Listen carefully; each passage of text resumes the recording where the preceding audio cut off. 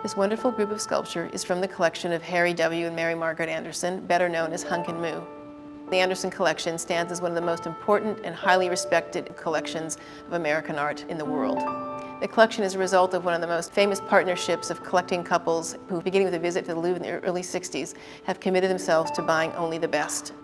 Like many collectors who begin to collect, they begin with the French and European masters, Impressionists, Post-Impressionists, such as Pissarro, Renoir, Monet, as well as European sculpture. So while the collection grew to focus on American artists, this wonderful collection of sculpture, which is such a symbol of the early collecting days, remained in the home as its own entity.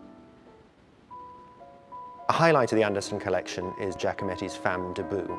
Conceived by the artist in plaster around 1956 and 57, when he was working on his famous sequence of Femme de Venise figures. The Anderson Femme Debout was cast in 1957. In its tabletop-sized dimensions, we see in index all the energy and tension and torsion that exists in larger Giacomettis.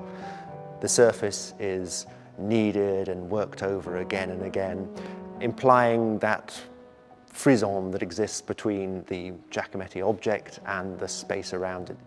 It's a piece of wonderful colour, varied patination, most probably overseen by his brother Diego. Jean Arp's Croissance or Growth is a fine example of his work in the round from the 1930s. It was conceived in 1938 and is an example of Arp exploring the organic form. His sculpture was a deliberate move away from the sculpture of the Academy.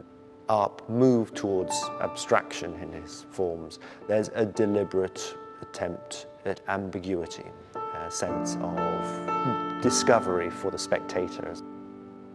Croissance also displays Arp's passion for the smooth, curvilinear form, and he obviously takes great relish in its rhythm as it moves upward and onward into space.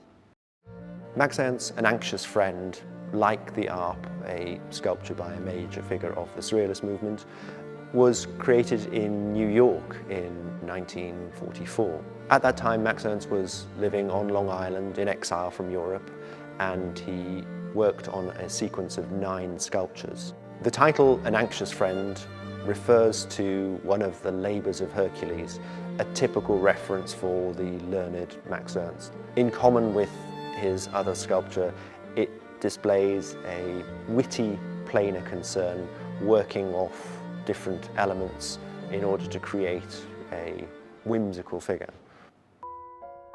Rodin's Homme qui marche is an unusual and fascinating insight into Rodin's thought processes as he set about creating a sculpture. It's actually a conflation of 2 ideas. The legs come from the figure of St. John the Baptist, which had been a success and a scandal at the 1880 Salon, while the torso was modelled a few years later, in the later 1880s. In 1899, the idea came to Rodin to combine these 2 elements, the energy of the striding limbs together with the chiselled and wonderfully articulated torso. In it, in a way, he combined 2 of his prime concerns. The torso with its obvious reference to antiquity, while the striding legs were an element of what made Rodin's art so mold-breaking at its time, the idea of existing beyond the pedestal of a sculpture that moved outwards and was an open form.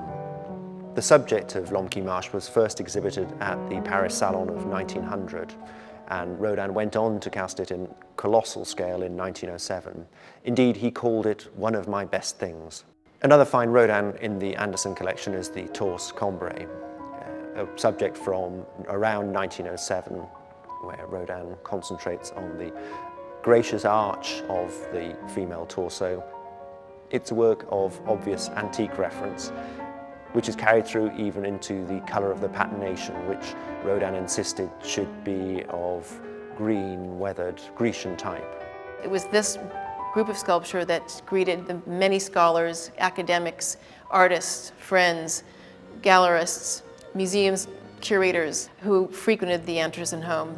Great friendships with artists, art dealers, art historians, scholars, and students who have really defined the Andersons and their love of art and their generous spirit.